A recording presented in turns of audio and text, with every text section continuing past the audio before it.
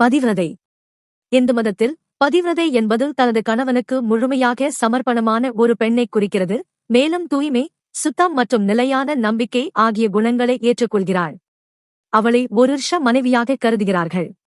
பல்வேறு புராணங்களில் பதிவிரதைகளின் எண்ணிக்கை மாறுபடலாம். பாரம்பரியமாக 7 பெண்கள் குறிப்பாக முக்கியமானவர்களாக கருதப்படுகின்றனர். இந்த 7 பதிவிரதைகள் அல்லது தூய்மையான மற்றும் சமர்ப்பணமான மனைவிகள் இந்து புராணங்களில் வழிபாடு பெற்றவர்கள் மற்றும் அவர்கள் நம்பிக்கை, தன்னலமின்மை மற்றும் சமர்ப்பணம் ஆகிய குணங்களுக்கு எடுத்துக்காட்டாக உள்ளனர். அவர்களின் பெயரை குறிப்பது நமக்கு அமைதியும் செழிப்பையும் வழங்கும் என்று நம்பப்படுகிறது. அவர்களின் வாழ்க்கை கதைகள் பொதுவாக தர்மம், கடமை மற்றும் பக்தியின் சக்தியின் அவதாரங்களை வெளிப்படுத்துவதற்காக பேசப்படுகின்றன. 1. சதி அனசூயா.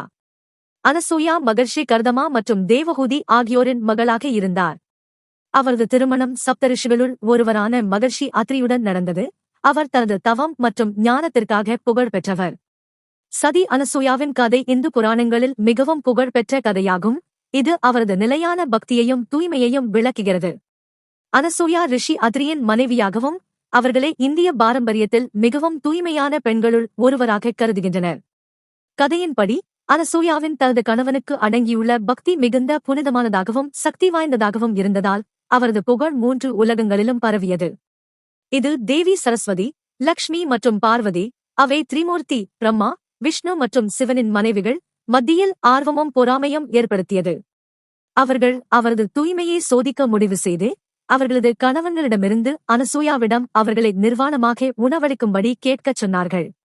திரிமூர்த்தி சாமியாரின் உருவத்தில் அனசூயாவை அணுகி இந்த கோரிக்கையை வைத்தனர். இந்த அசாதாரணமான மற்றும் கடினமான கோரிக்கைக்கு பின்னர் அனசூயா அமைதியாக இருந்தார் மற்றும் தனது ஆழ்ந்த பக்தியால் திரிமூர்த்தியை குழந்தைகளாக மாற்றினார். பின்னர் அவர் அவர்களை உணவளித்து தனது தூய்மையை காத்துக்கொண்டார். தேவிகள் இதை பற்றி அறிந்தவுடன் அவர்கள் பணிவுடன் அனசூயாவிடம் தனது கணவனை மீண்டும் அவரது உண்மையான உருவத்தில் திரும்பச் செய்யுமாறு கேட்டுக்கொண்டனர். திரிமூர்த்தி அவரது பக்தியும் தூய்மையும் கண்டு மகிழ்ந்து அனசூயாவுக்கும் ரிஷி அத்ரிக்கும் ஆசி வழங்கினர். இதனால் அவர்களுக்கு 3 தேவதைகளின் சக்திகளை கொண்ட ஒரு மகன் கிடைத்தார். அந்த மகனின் பெயர் தத்தாத்ரேயா என்று வைக்கப்பட்டது. அவர் பின்னர் ஒரு மகான் ரிஷியாகவும் இந்து மதத்தில் ஒரு முக்கியமான பிரபலமாகவும் உருவெடுத்தார். 2. சீதா. சீதா பூமியிலிருந்து பிறந்தார். அவர் மிதிலாவின் ராஜா ஜனக் யாகம் செய்யும் போது நந்தி என்று அறியப்படும் லாங்குலை பயனில் காணப்பட்டார். ஜனக் மற்றும் அவரது மனைவி சுனைனா சீதாவை தத்தெடுத்தனர்.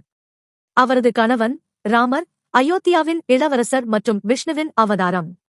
சீதாவின் வாழ்க்கை பல சவால்களால் நிரம்பியது. ராமருடன் திருமணத்திற்கு பிறகு அவர் 14 ஆண்டுகள் வனவாசத்தில் அவருடன் சென்றார். இந்த காலத்தில் ராவணன் அவரை கடத்தியார். இந்த கடினமான சூழ்நிலைகளிலும் சீதா ராமருக்கு சமர்ப்பிக்கப்பட்டார்.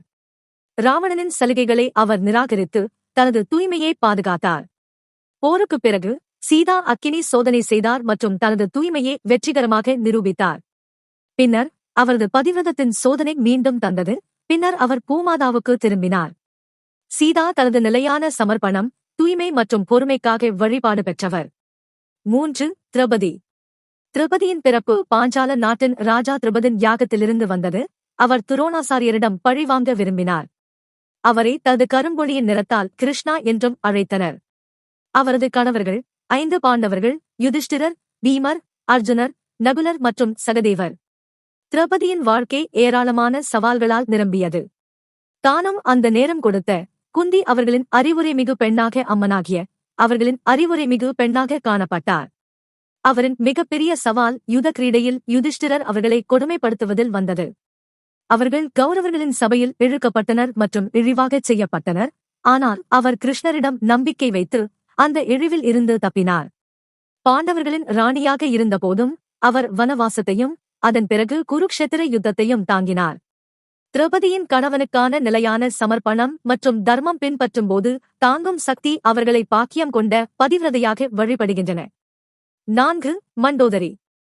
மண்டோதரிதான் தவசுரர்கள் தயாரித்த மயாசுரர் மற்றும் அப்சரா ஹேமாவின் மகளாக பிறந்தார். இவர் அழகும் புத்திசாலித்தனமும் தூய்மையும் கொண்டவராக விளங்குகின்றனர். இவர் ராவணனின் மனைவியாக இருந்தார், மேலும் ராவணனின் பல குழந்தைகளை பெற்றவர். இதில் மிகச்சிறந்தவர் இந்திரஜித், மீக்யாத் ஆகியோரின் மகன். மண்டோதரி ஒரு சக்தி வாய்ந்த மற்றும் பயங்கரமான அசுரராஜனின் மனைவியாக இருந்தாலும் அவர் மிகுந்த நன்மை கொண்டவர்.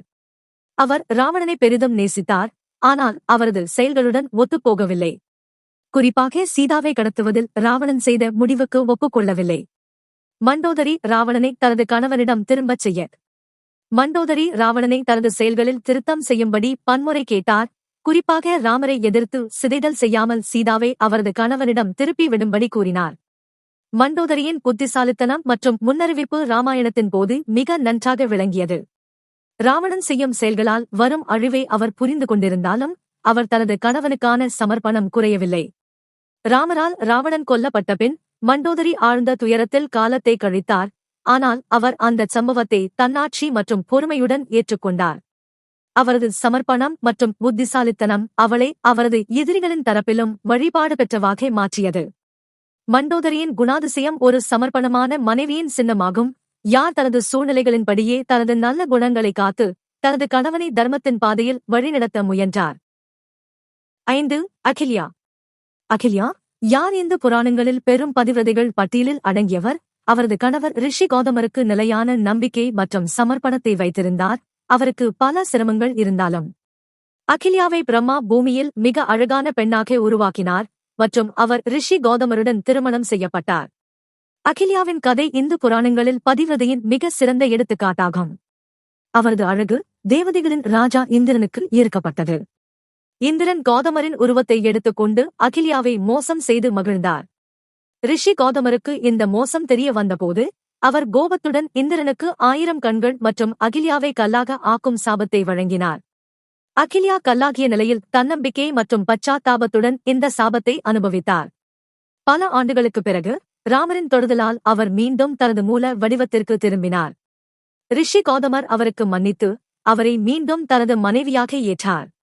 அகில்யாவின் கதை அவரது கணவனுக்கு நிலையான நம்பிக்கை மற்றும் தெய்வீக அருளின் சக்தியை வெளிப்படுத்துகிறது. 6. தமயந்தி. தமயந்தி விதர்பின் ராஜா பீமனின் மகளாக இருந்தார். அவர் தனது அழகு மற்றும் குணங்களுக்காக புகழ் பெற்றவர் மற்றும் சுயம்வரத்தில் நலனை தனது கணவனாக தேர்ந்தெடுத்தார். அந்த இடத்தில் தேவதைகளும் இருந்தன. தேவதைகள் நலனின் உருவத்தை எடுத்துக்கொண்டு தமயந்தியின் பரீட்சை எடுத்தனர். ஆனால் அவரது உண்மையான காதலின் காரணமாக தமயந்தி உண்மையான நலனை அடையாளம் கண்டார் மற்றும் அவரையே தனது கணவனாக தேர்ந்தெடுத்தார். தமயந்தியின் வாழ்க்கை கடினமானதாக மாறியது.